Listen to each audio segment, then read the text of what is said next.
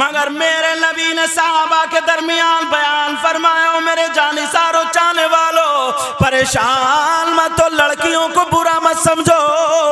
अगर जिसके घर में 3 बेटियां हो और वो उनकी सही परवरिश कर दे तो वो जन्नत का हकदार। 3 बेटियों की वजह से जन्नत।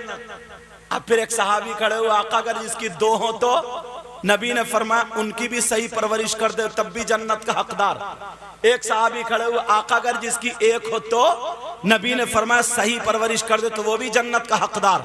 अब ये बताना ये था बेटियों की वजह से कहां जा रहे हो, बोलो जन्नत का हकदार बन रहा। मगर कब? जबकि बेटियों की सही परवरिश करे तब, बेटियों की परवरिश सही हो तब जन्नत का हकदार। ये हदीस हो गई।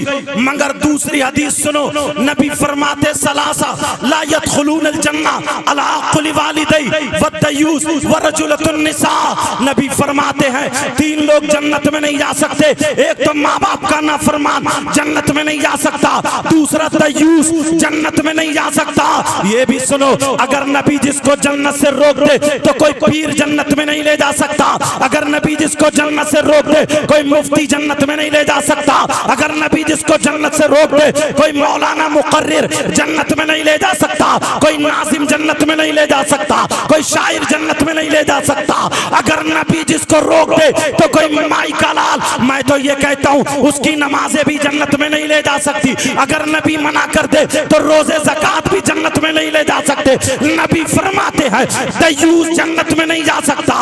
अब जरा सुनो, तुम सोच रहे होगे ये दयूस कहाँ का रहने वाला है, ये कौन रहने वाला, किसके बारे में नबी फरमाते? अरे दयूस कौन है? दयूस वो माँ बाप है जिनकी बेटियां आवारा घूम रही है। दयूस वो माँ बाप है जिनकी बेटियां बेपर्दा घूम रही हैं। दयूस वो माँ बाप है जिनकी बेटियां दूसरे लड़कों से मोबाइलों पे चैटिंग और सेटिंग कर रही है। दयूस वो माँ बाप है जिनकी बेटियां बेपर्दा घूम रही है। अभी मैं निकल के आया, कई लड़कियां अभी मेले में घूम रही है, मेले ठेलो दुकान में घूम रही है। इनके माँ बाप से पूछो, अगर कहीं मेला हो लड़कियां मेकअप कर करके जा रही है, अगर कहीं जलसा हो उसमें भी जा रही है, अगर कहीं उर्स हो उसमें भी लड़की लड़के इतने जलसे में नहीं बैठते हैं जितने मेलों ठेलों में घूमते। मैं इस बाप से पूछना चाहता हूँ, क्या कभी तुमने सोचा? नबी फरमाते हैं अगर जिसकी बेटियां आवारा घूम रही हो, जिसकी बेटियां बेपर्दा घूम रही हो, जिसकी बेटियां फैशनीले कपड़े पहन रही हो, जिसकी बेटियां मोबाइल पे दूसरे लड़कों से बातें कर रही हो, वो माँ बाप दयूस है। उसके चालो चलन पहनावे से रहन सहन से माँ बाप राजी है तो वो माँ बाप दयूस है, दयूस है, दयूस है। और नबी फरमाते हैं दयूस जन्नत में नहीं जा सकता। अब कितनी नमाजें पढ़ो, कितने रोजे रखो, कितनी ज़कात दो, अगर जिसकी बेटियां आवारा घूम रही है वो दयूस है, वो माँ बाप जन्नत में हरगिज नहीं जा सकता। अरे क्या पैगाम हो गया, वाह वाह वाह वाह वाह। नारे तकबीर, जोर से बोले, नारे का जवाब दे, नारे रिसालत, पैगाम इस्लाम। वाह वाह वाह। मैं हर बात या तो हदीस पे लाऊंगा या कुरान शरीफ पे। तवज्जो रखना, आज कलेजा फट जाता।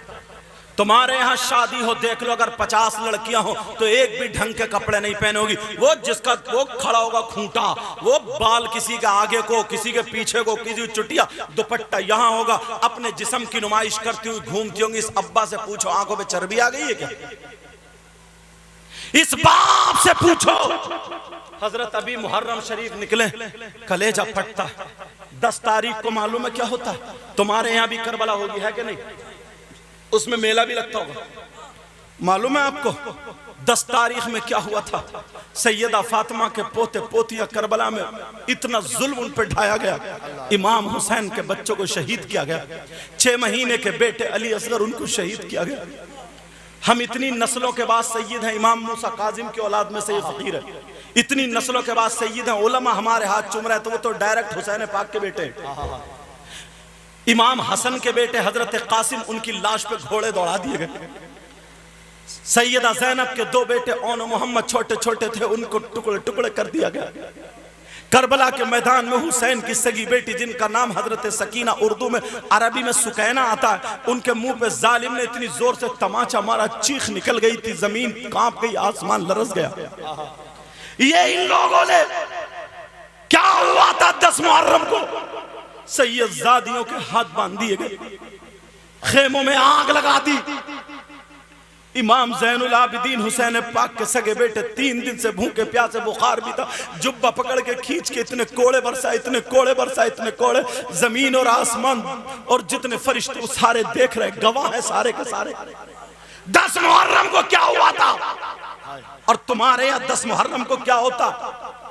तुम्हारे यहाँ झूले झूले लगते हैं मेले में, तुम्हारे यहाँ मेले में दुकान, करबला में दुकानें लगती हैं, तुम्हारे यहाँ मिठाई की दुकानें हैं, तुम्हारे यहाँ खिलौनों की दुकानें हैं, तुम्हारे यहाँ चूरन चाट के पत्तों की दुकानें हैं, तुम्हारे यहाँ जलेबी टूट रही है, तुम्हारे यहाँ गोश्त के कबाब तले जा रहे हैं। अरे तुम्हारे यहाँ लड़की और लड़के मेले में जाकर के एक दूसरे के कोनिए मार रहे, मोबाइलों पे बातें कर रहे, जिस्मों पे हाथ डाले जा रहे। मैं पूछना चाहता हूँ तुम कौन से एंगल से हुसैनी हो, इतना बताओ। 10 तारीख को क्या हुआ था, तुम्हारे यहाँ पर क्या हो रहा? ये लफंगे कुछ गुंडे लड़के तेरी मेरी बहन बेटियों को तकने जाते हैं। मैं पूछना चाहता हूँ क्या इनके घर में इनकी माँ नहीं है, इनके घर में इनकी बहन नहीं है, इनके घर में इनकी भतीजी नहीं है? अगर शर्म है तो अपनी माँ के जाके कपड़े उतार, अपनी खाला से आंखें लड़ा, अपनी बहन के कोनी मार, अपनी भतीजी के धक्का मार। अगर हिम्मत है, जैसे तेरी बहन की इज्जत है वैसे दूसरे की बहन बेटी की इज्जत है। अरे 10 तारीख को क्या हुआ था, वहां से ये शादियों के खेमे में आग लगा दी थी और तुम मस्तियां ले रहे हो, इटखेलियां खेल रहे हो और तुम कहते हो जन्नत हमारे बाप की है, जन्नत में हम जाएंगे। जरा होश में आओ। ये यहूद और नसारा की सोच थी, इन्होंने सोचा 72 करबला में थे, दीन और इस्लाम के झंडे को लहरा दिया।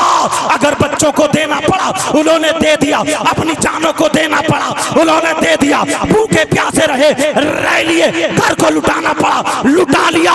करबला वालों से कोई नहीं जीत सकता। यहूदियों ने और नसरानियों ने ये मिशन उठाया, मुसलमानों को करबला वालों के रास्ते से हटा दो। अरे आज तो 72 है, जब ये 72 लाख होंगे तो घर घर में इस्लामी झंडा लहरा जाएगा। ओ मुसलमानों, तुम्हें पता भी नहीं चला, तुम्हें ढोल में लगा दिया, तुम्हें ताशों में लगा दिया, तुम्हें खेल कूद में लगा दिया, तुम्हें मोबाइल में लगा दिया, तुम्हें दूसरों की बहन बेटियों के तकने में लगा दिया, तुम्हें लड़ाई झगड़ों में लगा दिया, पुलिस केस में लगा दिया, तुम्हें गुरूर तकब्बुर घमंड में लगा दिया, तुम्हें ये बता दिया ये इस्लाम है। कान खोल के सुनो, वो हुसैनी नहीं हो सकता। अरे हुसैनी वो है अगर खाए तो उसके खाने की अदा बोले नबी नबी, उसके पीने की अदा बोले नबी नबी, उसके चलने की अदा बोले नबी नबी, उसके सोने की अदा बोले नबी नबी, उसकी हर हर धड़कन बोले नबी नबी। दुनिया कहे कि जब गुलाम ऐसा है तो फिर नबियों का इमाम कैसा है? नारे तकबीर, नारे रिसालत।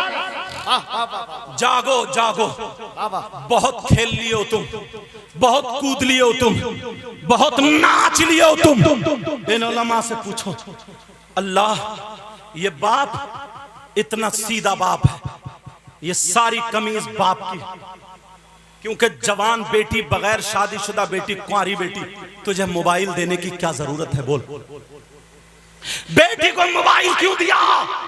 किस लिए दिया? इसलिए दिया कि ले बेटी बात करती रही है।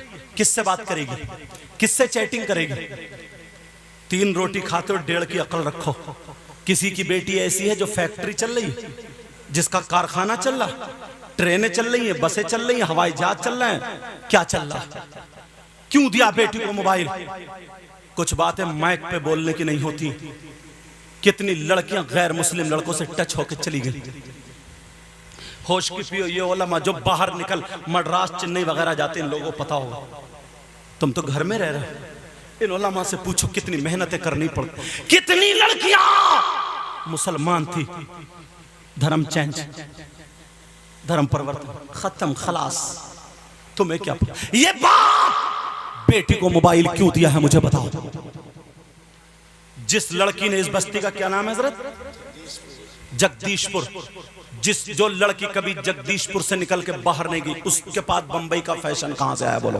बिल्कुल हक है। उसकी आस्तीन कैसे खुली, उसका गला कैसे खुला, उसके चलने का ढंग फिल्मों जैसा, खाने का ढंग फिल्मों जैसा, पहनने ओढ़ने का ढंग फिल्मों जैसा, कहां से आया बोलो? बिल्कुल है हिम्मत जवाब देने की? नहीं दोगे। मैं तुम्हें खुदा खुदा के कहता हूं, अरे बड़ा जन्नती, तो ये भी नोट उछल उछल के देते रहेंगे। सच में अब तो हम जन्नती हो गए। लेकिन जब मैं छील के रखता हूं ना, जो डॉक्टर होता है ना, मैल पड़ जाता, वो कट मारता तो दर्द होता, तकलीफ होती है ना, फिर दबाता तो और तकलीफ होती, लेकिन जब मैल निकल जाता तो सुकून से आराम से सोता। अभी तुम्हें तकलीफ जरूर हो रही है, मुझे वही डॉक्टर समझो। समाज में जो मैल पड़ गया ना, मैल वो दबा दबा के निकाल रहा हूं।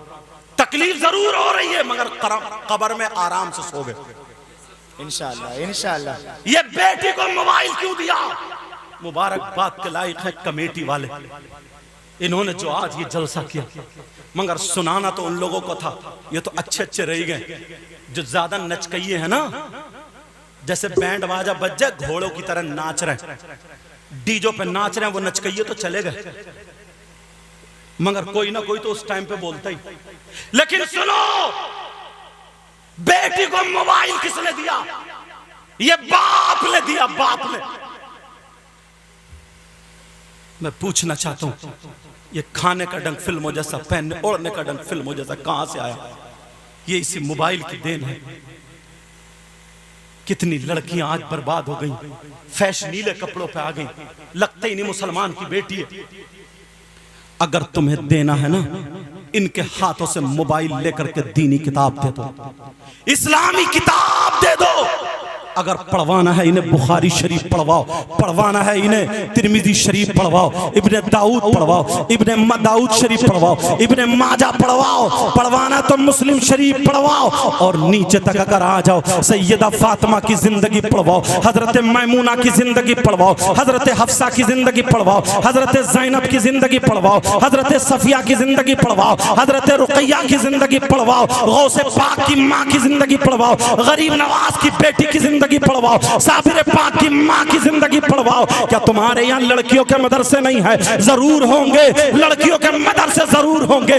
आज मोबाइलों से निकालकर मदरसों में दाखिल कर दो, इनके हाथों में दीनी किताब होगी। अगर ये हमारी बेटी सैयदा फातिमा की जिंदगी को पढ़ेगी तो अब ये मोबाइलों में नहीं बल्कि ये किताबों में देखेगी। सबसे अच्छी लड़की कौन है, सबसे ज्यादा खूबसूरत लड़की कौन है, सबसे बेहतर लड़की कौन है? तो कभी तो गौसे पाक की माँ आएंगी, कभी गौसे पाक की बेटी आएगी, कभी गरीब नवाज की बेटी आएगी, और आगे बढ़ेगी तो कभी नबी की बेटी हजरत फातिमा आएंगी, कभी सैयदा ज़ैनब आएगी। खुदा की कसम, अगर हमारी बेटी सैयदा फातिमा की जिंदगी को पढ़े तो खाएगी हमारी बेटी, लेकिन ढंग फातिमा का होगा। पिएगी हमारी बेटी, ढंग फातिमा का होगा। सोएगी हमारी बेटी, ढंग फातिमा का होगा। उठेगी बैठेगी हमारी बेटी, ढंग फातिमा का होगा। चलेगी फिरेगी हमारी बेटी, ढंग फातिमा का होगा।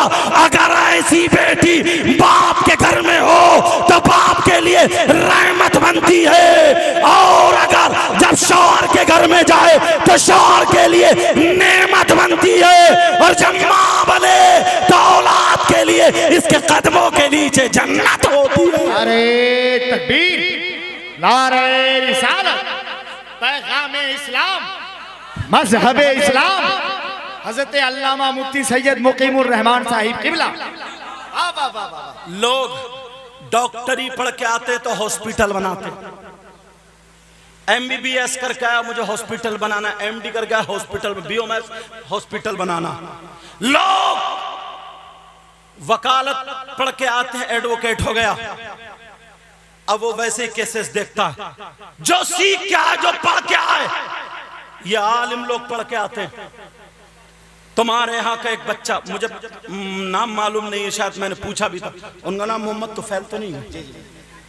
उन्होंने हॉस्पिटल नहीं बनाया, नजर में आया कि अगर लड़की हमारे इलाके की, हमारे गांव की, अगर उस तक दीन पहुंच गई, ऐसा नहीं है सारी लड़की जो फैशनीले कपड़े पहने पड़ी ये सब गलत है, गलत नहीं है। बस इनको देखा, इनको देखा, इनको देखा, मैंने भी पहन लिया। सही है, सही हक है। ये मामला ज्यादा है। इन्होंने आकर के शोरूम जूतों का नहीं खोला, कपड़ों का नहीं खोला, मदरसे से पढ़ के आए। इन्होंने अपने गांव को पहले देखा, सुधारना कहां से, चलना कहां से है। इन्होंने लड़कियों का मदरसा खोल लिया। अब तुम इस लायक भी नहीं है जो बच्चियों को अपने भेज दो। और मैं इतना जरूर कह के जाऊंगा, उन्हीं लड़कियों से जो आलिमा है उनसे महीने में या 15 दिन में एक प्रोग्राम औरतों का जरूर रखा जाया करे, घर घर जा करके हफ्तावारी या 15 दिन में या एक महीने में, ताकि उन तक पर्दे की बातें पहुंचे। कौन है जो बाप बताएगा? बाप आलिम है फिर भी वो मसला बेटी को नहीं बता सकता।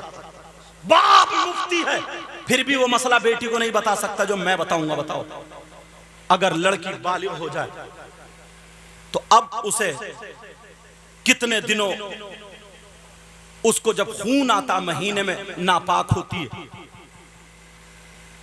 तो कितनी किस्म का खून होता। अगर हैज आएगा, हैज बोलते किसको, कम से कम की मुद्दत इसकी 3 दिन की, ज्यादा से ज्यादा 10 दिन की। ये कौन बताएगा उसको पाक रहने का तरीका? बेटी कैसे कपड़े पहनोगी, कैसे कपड़े पहने जाएंगे, इन दिनों में तुम क्या कर सकती हो, कुरान को हाथ लगा सकती हो या नहीं, नमाज पढ़ सकती हो नहीं। ये बाप अगर मुफ्ती भी तब भी अपनी बेटी को नहीं बताए, क्योंकि ये शर्म की बात है। लेकिन एक आलिमा बताएगी, आलिमा बताएगी। बहुत सारे मसले ऐसे हमारे ज़हन में हम जलसों में बता नहीं पाते, बोल नहीं पाते, क्योंकि शर्म की बातें बोल नहीं पाते हज़रत। लेकिन ये आलिमा बताएगी। अब वो आलिमा से जो हमारे घर की माँ बहन सीख जाएगी, वो अपनी बेटियों को बताएगी। ये माँ की जिम्मेदारी 15-15 साल की हो गई, 18-18 साल की, उनकी चुटियां बनाना सीख गई, मेकअप करना सिखा दिया, लाली लगाना सिखा दिया, मगर पाक रहना नहीं सिखाया। पाकी में कितने दिन नमाज पढ़ सकती है और नापाकी में कितने दिन नहीं पढ़ सकती, ये नहीं बताया। 3 दिन से अगर कम आए तो नमाज पढ़ेगी नहीं पढ़ेगी, 10 दिन से ज्यादा अगर खून आए तो नमाज पढ़ेगी, ये नहीं बताया। बस लाली मेकअप ये कौन बताएगा? ये जो अब मदरसे खुल रहे हैं और ये जितने मस्जिदों में पढ़ाते हैं, मदरसों में पढ़ाते हैं, ये कपड़े की दुकान नहीं खोले, ये वो दुकान खोले हैं, दीनी और इस्लामी फैक्ट्री, इस्लामी, जहां से हाफिज कुरान बनते। और इस मदरसे से मुझे पता चला एक बच्चा हाफिज कुरान हुआ। क्या बात, हाफिज कुरान, एक बच्चा हाफिज कुरान हुआ। अल्हम्दुलिल्लाह, ये तुम्हारे लिए एक प्रोडक्ट हो गया, तुम्हारे लिए एक दरख्त हो गया, तुम्हारे लिए ये एक बैंक में खाता खुल गया। अब जहां जहां ये कुरान सुनाने जाएगा, जहां जहां ये पढ़ने जाएगा, इसे सवाब मिलेगा। तो जिसने इस मदरसे को देखा होगा, जिसने इस मदरसे में मदद की होगी, जिसने इस मदरसे में काम किया होगा, इस बच्चे को जिसने पढ़ाया होगा, पढ़वाया होगा, उन सबको सवाब मिलेगा। जिसने खाना खिलाया होगा सबको सवाब मिलेगा। लेकिन चलो, अब मैं जो बता रहा था तुम ठंडे ना हो जाओ, कहीं बात निकल ना जाए। बताओ बातें समझ में आ रही है नहीं? दूसरी बात एक और लेके चलता हूँ, एक और उठाता हूँ। इस वक्त में सिर्फ यही बता सकता हूँ, क्योंकि आप लोग 2 तो बज ही चुके होंगे। इस वक्त में वैसे ही नींद का गलबा हो जाता है, आदमी थक भी जाता है, सुनते सुनते भी थक जाता है। मगर मेरी आदत नहीं है कि इतने हाथ उठाओ, इतने कूदो, इतने कूदो नहीं। अल्लाह के वास्ते बस सुन करके अमल करने की जरूर नियत कर लेना, अमल करने की नियत जरूर कर लेना। अब मैं पूछना चाहता हूँ, तुमसे एक सवाल करना चाहता हूँ, सारे लोग मेरी तरफ को तवज्जो दो। सवाल ये है, बताओ तुमने कोई शख्स ऐसा देखा है, कैसा कि वो बेटा हो, अपनी माँ का लाल हो, अपनी माँ का सपूत हो, जो अपनी माँ का बेटा हो, मगर वो बेटा कैसा हो, जो अपनी माँ पे गलत नजर डालता हो, अपनी माँ के साथ मुंह काला करता हो, अपनी माँ के साथ गलत हरकत करता हो। मेरा इशारा समझ गए होगे, मगर कौन बेटा ऐसा है जो अपनी माँ के साथ जिना करे? अगर तुम्हें कोई ऐसा शख्स मिल जाए, बोलो आज तक तुमने देखा कोई ऐसा? नहीं देखा ना बोलो, नहीं देखा ना बोलो, हाँ या ना बोलो, नहीं देखा ना। अगर तुम्हें मिल जाए तो बोलो उससे दोस्ती करोगे, हाँ या ना करो, ताकि मुझे पता चले। बोलो उससे दोस्ती करोगे? अगर तुम्हें मिल जाए उससे रिश्तेदारी करोगे, अगर तुम्हें मिल जाए उसके गले में हाथ डाल के घूमोगे, अगर तुम्हें मिल जाए उसे क्या एक प्लेट में खिलाओगे? बोलो नहीं खिला सकते। मगर तुम में से अगर कोई हो तो बोलो आज तौबा करोगे। मुझसे पूछो, मैं बताता हूं मुसलमानों में आज ऐसे 5% लोग हो गए हैं। आप कहेंगे कैसी बात कर रहे हैं हजरत, हमारी 40 साल की उम्र हो गई, हमारी 50 साल की उम्र हो गई, मगर हमने ऐसा कोई नहीं देखा। अगर हमारे गांव में हो तो उसे निकाल के भगा देंगे, उसके गले में जूतों का हार डालेंगे जो अपनी माँ के साथ गलत नजर गलत हरकत करने जैसा हो। अब सुनो, मुसलमानों में 5% है, बल्कि मैं कम करके कह रहा हूं इससे भी ज्यादा होंगे। आप कहेंगे कौन है वो? अगर इजाजत हो तो मैं बताऊं, ये किसी मौलाना की बात नहीं बताऊंगा, किसी आलिम की बात नहीं बताऊंगा, किसी पीर की बात नहीं बताऊंगा, मैं वो उनकी बात बताऊंगा जिनको कोई झुठला ही नहीं सकता, जिनको कोई रद्द नहीं कर सकता, जिनके बारे में कोई ये नहीं कह सकता कि मैं इनको नहीं मानता हूं। अरे वो कौन है? वो हमारे आका मुहम्मदुर रसूलुल्लाह सल्लल्लाहु ताला अलैहि वसल्लम फरमाने वाले हैं। आका क्या फरमाते हैं? अब नबी का फरमान सुनो, तवज्जो से सुनना। वो कौन शख्स है जो अपनी माँ के साथ गलत हरकत करने जैसा, इससे जलील इंसान कोई नहीं हो सकता, इससे बुरा इंसान कोई नहीं हो सकता, इससे नालायक इंसान कोई नहीं हो सकता, इससे खबीस इंसान कोई नहीं हो सकता। बोलो क्या इससे खबीस से बुरा इंसान हो सकता? क्या नहीं हो सकता। लेकिन कौन है? अब जरा सुनो प्यारे, तुमने नाम सुना होगा सूद और ब्याज का। बोलो नाम सुना है नहीं सुना? सूद और ब्याज का। कितने लोग सूद और ब्याज का कारोबार करते हैं? मुसलमानों में सूद और ब्याज का कारोबार करते हैं। तुम्हारे यहाँ जमीन है, काश्तकारी होती होगी, याद रखना जमीन रहन पर रखी जाती है। उसका एक तरीका यह है, अगर किसी ने 2 एकड़ जमीन ली और 2 एकड़ जमीन लेने के बाद 2 साल के लिए 3 साल के लिए 2 लाख रुपए पे ले ली, फिर उसके बाद टाइम पूरा हो गया छोड़ दी, ये भी जायज है। अगर किसी ने ये कहा मैं 10 क्विंटल अनाज दूंगा या 50 क्विंटल, जितने पे तय हो गया तो ये भी जायज है। और अगर किसी ने ये कहा लो 2 लाख रुपए ले लो और जमीन मुझे दे दो, जब पूरे के पूरे तुम मुझे 2 लाख वापस करोगे तब मैं तुम्हारी जमीन छोड़ूंगा, ये नाजायज और हराम है, ये नाजायज और हराम है। इसको तुम क्या बोलते हो खुद समझ लेना। गांवों में कुछ मीटिंगें चल रही हैं, गांवों में कुछ पार्टियां चल रही हैं, गांवों में कुछ चिटें चल रही हैं। बेटा मीटिंग का मामला ये है, मैं तुम्हें समझा दूं तुम खुद समझ जाओगे। 10 लोग इकट्ठे हो जाते, इकट्ठे होने के बाद हर महीने में 10-10 हजार रुपए जमा करते हैं। 10-10 हजार रुपए जमा करने के बाद अब जब 1 महीना होता है तो उसकी बोली लगती है। कोई 90 हजार पे उठा रहा है, कोई 80 हजार पे उठा रहा है, कोई 85 हजार पे उठा रहा है। बोलो ऐसा होता नहीं होता है? उसको क्या बोलते हैं तुम्हारी जबान में मुझे पता नहीं, क्या बोलते हैं यहाँ पर? मेरे यहाँ तो कमेटी, हाँ मेरे यहाँ तो उसको मीटिंग या कमेटी कह लो, चलो कमेटी बोलते हैं। अगर किसी ने कमोबेश के साथ की है तो ये भी नाजायज और हराम है। ऐसा लुकमा खिलाना बच्चों को हराम है। तुम जो 20 हजार बचे या 10 हजार बचे फिर वो 10 बांट लेते हैं। हाँ अगर तुमने 20 लोगों की या 10 लोगों की कमेटी बनाई और कमेटी बनाने के बाद 10-10 हजार जमा किए, 10 लोगों के 1 लाख हो गए। अब पूरे के पूरे 1 लाख इस महीने इन्होंने उठा लिए, अगले महीने इन्होंने उठा लिए, अगले महीने इन्होंने उठा लिए। 1-1 लाख रुपए पूरे के पूरे, 1 रुपया ना कम ना ज्यादा। ये जायज है, ये जायज है, ये जायज है। लेकिन कम में उठाना ये नाजायज और हराम है, समझ रहे? और अगर एक ही महीने में इन्हें भी जरूरत है और इन्हें भी और इन्हें भी, अब तीनों में से एक ही उठा सकता, क्या करे? तो कमोबेश के साथ नहीं उठा सकते। अगर कमोबेश के साथ उठाया तो ये नाजायज और हराम है। और अगर हाँ किसी ने पत्ती डाली, कुरा डाला, कुरा डालो, जिसका नंबर आ जाए वो उठा लो, ये जायज है, जायज। मैं वो तरीके बता रहा हूं जिसमें लोग ज्यादा गिरफ्तार हैं।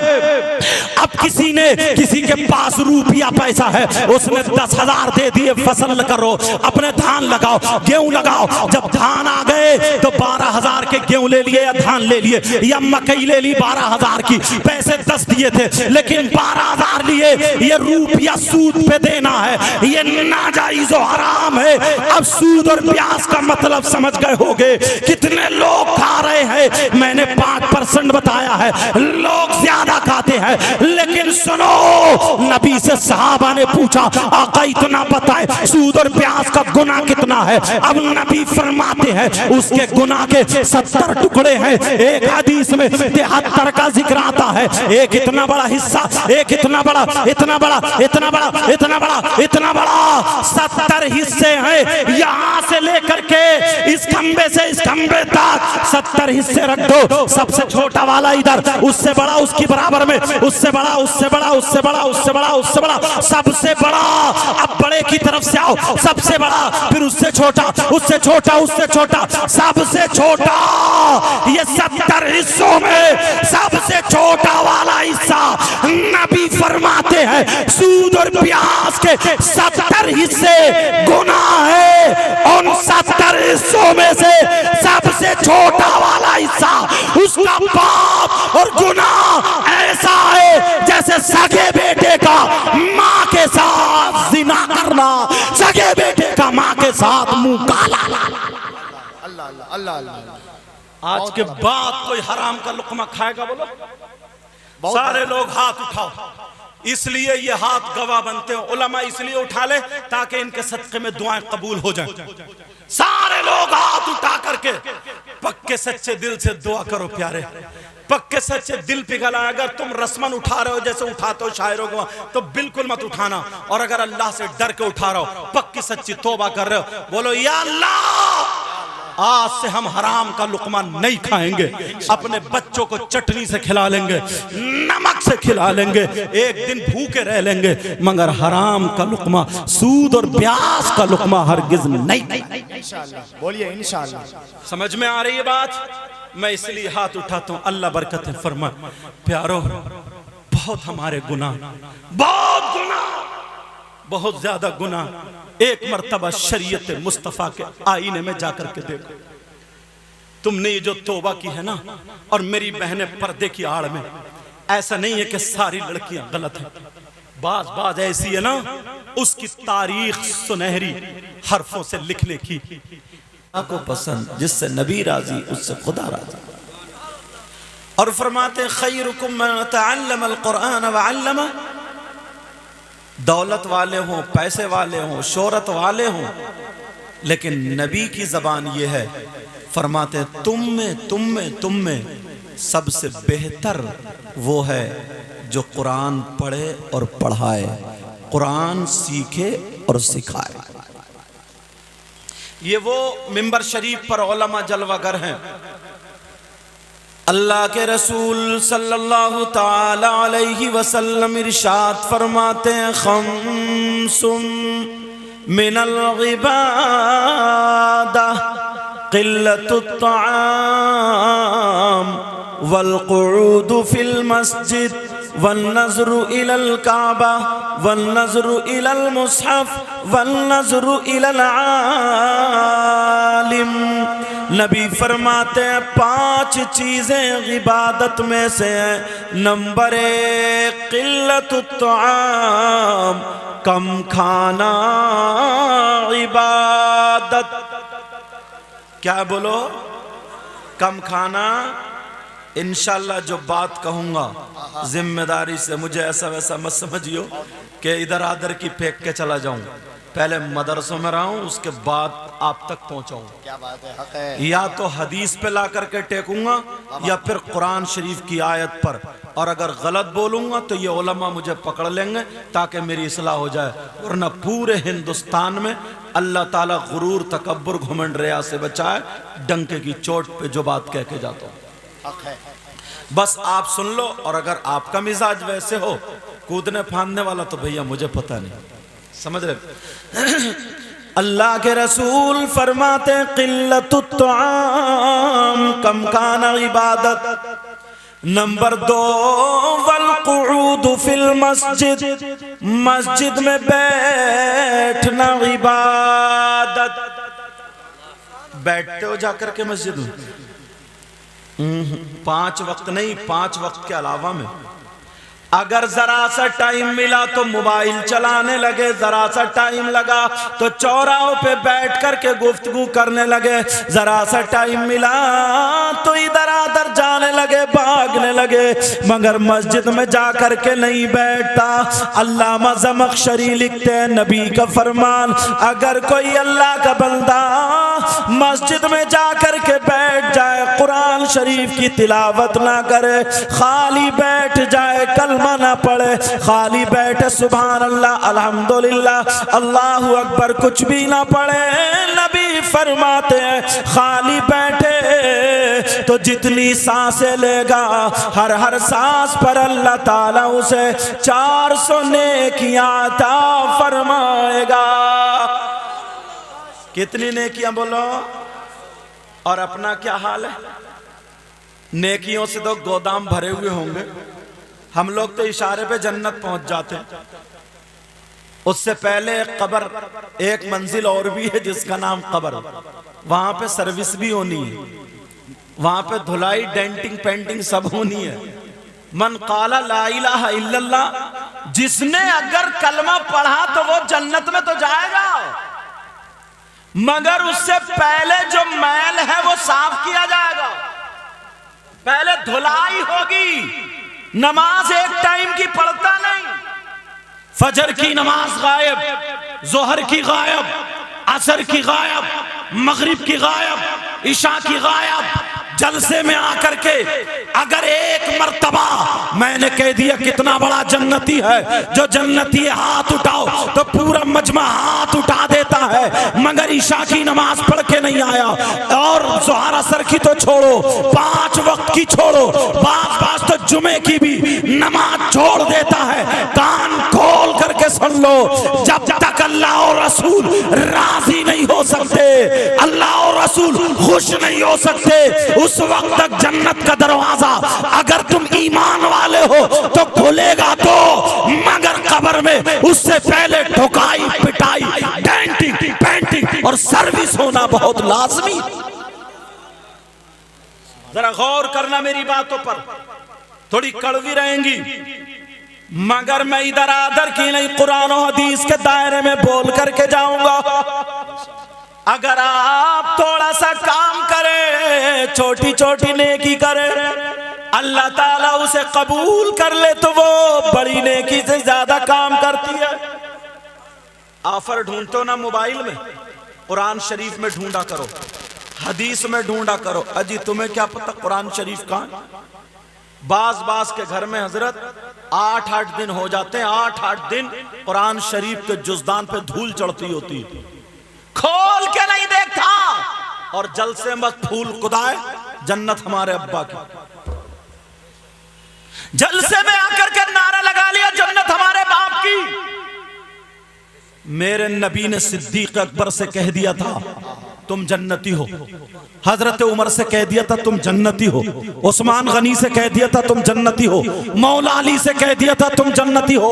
वो चलते फिरते जन्नती है, मगर कोई माई का लाल ये नहीं बता सकता कि कभी सिद्दीक अकबर ने उसके बाद नमाज छोड़ी हो, फारूक आजम ने कभी नमाज छोड़ी हो, उस्मान गनी ने कभी नमाज छोड़ी हो, मौला अली ने कभी नमाज छोड़ी हो, कभी किसी साहबी ने नमाज नहीं छोड़ी, हसन हुसैन ने नमाज नहीं छोड़ी, शरीयत के खिलाफ कभी किसी साहबी का कदम नहीं उठा, किसी वली का कदम नहीं उठा। जिम्मेदारी से कहता हूँ पूरी दुनिया के मौलवियों से टकरा लेना, मैं बिक्री का मौलवी नहीं हूँ, पूरी दुनिया के मौलवियों से टकरा लेना। अगर गलत साबित कर दो तो करबला में भी हमारे ही कटे थे, हम भी यही कटेंगे। गलत साबित कर दो तो मुंह मांगा इनाम, मुंह मांगा इनाम साबित ये करना है। अगर मैं ये बता करके जा रहा हूँ, जरा तवज्जो रखना मेरी तरफ, गौर करना मेरी तरफ। अगर जिससे नबी नाराज है उससे खुदा भी नाराज है, उसकी दुनिया भी बेकार है, उसकी आखिरत भी बेकार। आज तक किसी वली ने नमाज नहीं छोड़ी, और मैं जो कह रहा हूँ अगर कोई नमाजें छोड़े, शरीयत के खिलाफ हो, शरीयत के खिलाफ कदम उठाए तो वो पानी पे तैरे, आग में चले, हवा में उड़े, समंदर में उड़े, आसमान में उड़े, तो शैतान है या फिर जादूगर। वाह वाह वाह वाह वाह या वाह। तो शैतान। नारे तकबीर, नारे रिसालत। अल्लामा मजाक। मुफ्ती सैयद मुकीमुर रहमान साहिब की मजाक बना के रख लिया दीन का और इस्लाम का। अल्लाह मेरे नबी फरमाते मेरी उम्मत में 3 किस्म के गुनाहगार ऐसे हैं, अगर वो नमाज पढ़े तो उनकी नमाज कबूल नहीं होती। कभी सोचा कौन सा गुनाह है ऐसा? कभी अंधेरे में सोचा? फरमाते अगर रोजे रखे तो रोजे कबूल नहीं होते, ज़कात दे तो ज़कात कबूल नहीं, अगर हज करे तो हज कबूल नहीं, जलसा करे तो जलसा कबूल नहीं, तकरीर करे तो तकरीर कबूल नहीं, नात पढ़े तो नात कबूल नहीं, नारा लगाए तो नारा कबूल नहीं, कोई इबादत काबिल कबूल नहीं। कितने गुनाहगार है बोलो? 3 किस्म का। अगर इजाजत हो तो खोलूं? कहीं ऐसा तो नहीं है हम भी वही हो, हम नारे लगा रहे हैं और अपने गिरेबान में झांक के देख नहीं रहे? मेरी बात अगर हो तो गलत हो सकती है, इनकी हो तो गलत हो सकती है, मगर नबी की बात गलत नहीं। हदीस भी पढ़ दूं ताकि बात पक्की हो जाए। नबी फरमाते काला काला रसूलुल्लाह सल्लल्लाहु ताला अलैहि वसल्लम ला यक़बलुल्लाहु अज़्ज़ा वजल सरफ़न वला अदला आक़ु व मल्लान व मुकज़्ज़िबुन बिक़द्र। नबी फरमाते हैं मेरी उम्मत के 3 गुनाहगार ऐसे हैं जिनकी कोई इबादत काबिल कबूल नहीं, चाहे वो मौलाना हो, मुफ्ती साहब हो, मैं हूं या आप हो। अगर इस शिकंजे में आ गया तो गया। नबी फरमाते उसकी कोई इबादत और पूरी दुनिया की बात गलत हो सकती है मगर मेरे नबी की बात गलत नहीं हो सकती। बोलो बोलो, नबी की बात गलत नहीं हो सकती। आप सोच रहे होगे यार कितना बड़ा गुनाहगार ऐसा होगा कि वो गुनाह कर ले। कौन सा गुनाह ऐसा है कि वो गुनाह कर ले फिर नमाज पढ़े तो नमाज कबूल नहीं, रोजा रखे तो रोजा कबूल नहीं, ज़कात दे तो ज़कात कबूल नहीं, हज करे तो हज कबूल। कौन सा ऐसा गुनाह? सोच रहे होगे शराब पीने वाला होगा? नहीं। सोच रहे होगे चोरी करने वाला होगा? नहीं। सोच रहे हो किसी को कत्ल करने वाला होगा? नहीं। फिर कौन सा? कम से कम 20% लोग हम में हैं। कितने % है बोलो? अल्लाह अल्लाह। लेकिन टटोलो तो, ढूंढो तो, तलाशो तो। अब किससे पूछोगे? किसी मौलाना से पूछोगे तो उसकी गलत हो सकती है, मगर नबी से पूछो, आका से पूछो। आका फरमाते नंबर 1 दिल की तख्ती पे नोट करके ले जाना सारे गुनाह एक तरफ, मगर ये गुनाह कभी मत करना। नबी फरमाते हैं नंबर 1 जिसकी नमाज़ें कबूल नहीं, रोजे कबूल नहीं, कोई चीज कबूल नहीं। नबी फरमाते कौन है वो सुनो, अला कुल्ली वालिदैही, वो कोई और नहीं है। आप समझ रहे होंगे पता नहीं कौन सा गुनाहगार है, वो सिर्फ वो है जो अपनी माँ को सताता है, अपने बाप को सताता है, जो माँ बाप का कहना नहीं मानता, जो माँ बाप को तकलीफ देता है। एक मर्तबा तुम्हें नमाज तो पढ़ते हो मगर उससे पहले ये देखना पड़ेगा कहीं हमारे माँ बाप तो नाराज नहीं है, हमारे हाथ तो चूमते हो ये देखना पड़ेगा कहीं माँ बाप तो नाराज नहीं है। ये कोई मौलाना का बयान नहीं है, ये नबी का फरमान है। अगर जिसके माँ बाप नाराज है उसका नबी भी नाराज, उसका खुदा भी नाराज। और मैं ये कहता हूँ अगर जिसके माँ बाप नाराज, उसका नबी नाराज, उसका खुदा नाराज, तो वो कितनी नमाजें पढ़े, कितने जलसे करे, कितनी तकरीरें करे, कितनी नाते पढ़े, अगर माँ बाप नाराज, नबी नाराज, खुदा नाराज, तो वो खाने काबा में अगर खिलाफ पकड़ के चूम चूम के मर जाए तब भी वो बेकार, उसकी दुनिया भी बेकार, उसकी आखिरत भी बेकार। अगर कामयाब बनाना है तो पहली सीढ़ी है कि माँ बाप को अपने राजी करना हो। नारे तकबीर, नारे रिसालत, अज़मते वालिदैन, तालीमाते इस्लाम, इस्लाहे मुआशरा कॉन्फ्रेंस। बेटा यहाँ बाबू, यहाँ ये क्या पहने हो? निकाल दो। चांदी की 4.5 माशा से कुछ कम।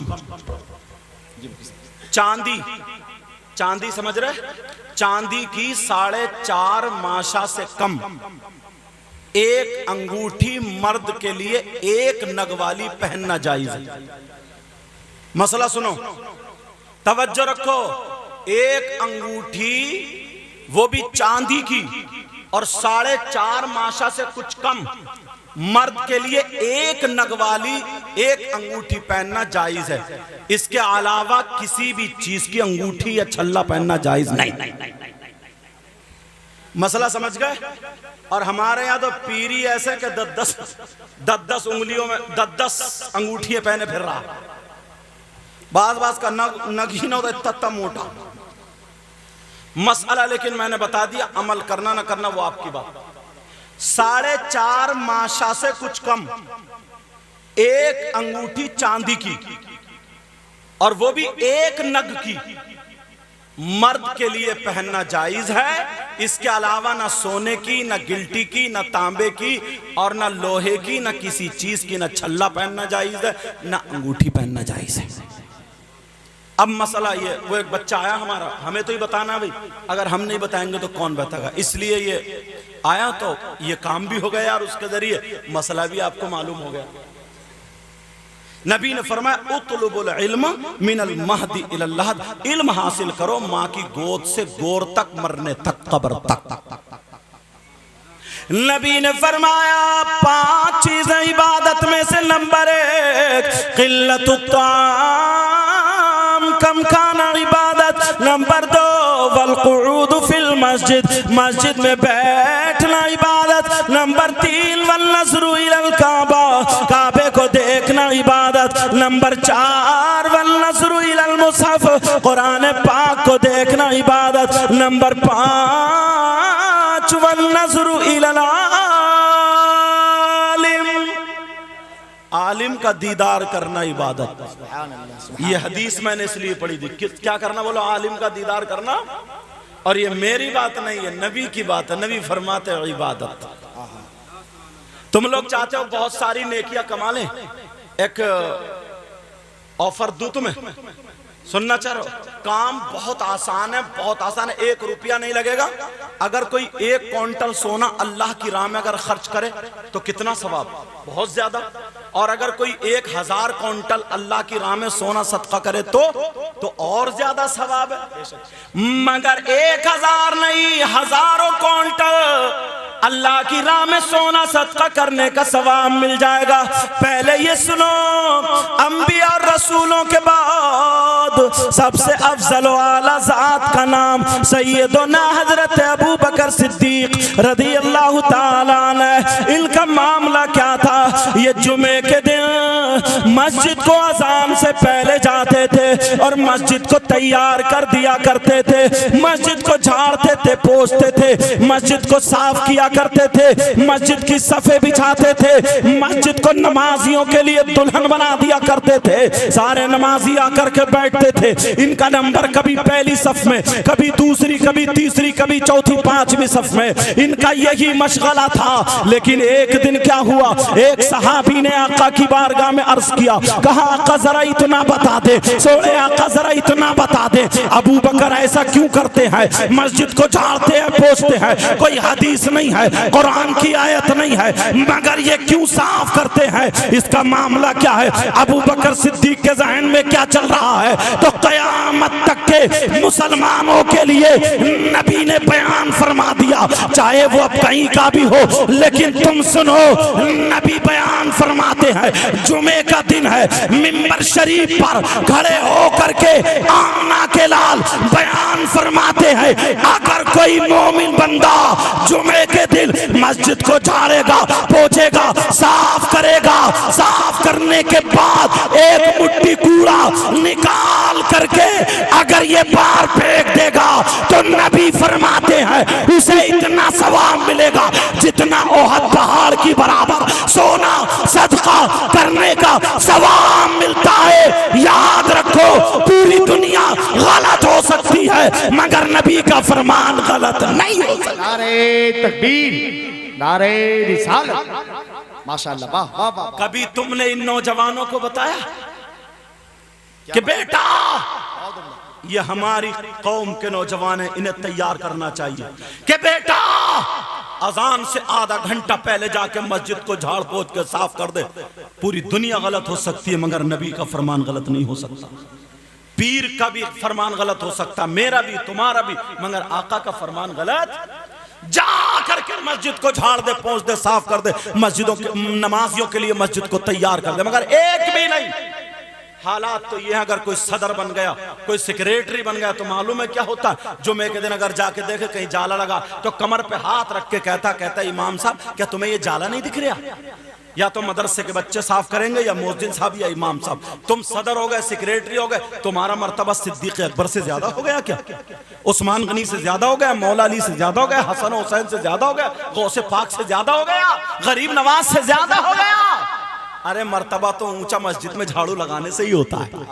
क्या बात, वाह वाह वाह। झाड़ू लगाने से, मस्जिद में झाड़ू लगाओगे, जितना मस्जिद को साफ करोगे उतना अल्लाह ताला तुम्हारे दिलों को साफ कर देगा। लेकिन अब मैं तुम्हारी तरफ आना चाह रहा हूं, एक हदीस ऐसी पढ़ूंगा कि कलेजा मुंह को आ जाएगा।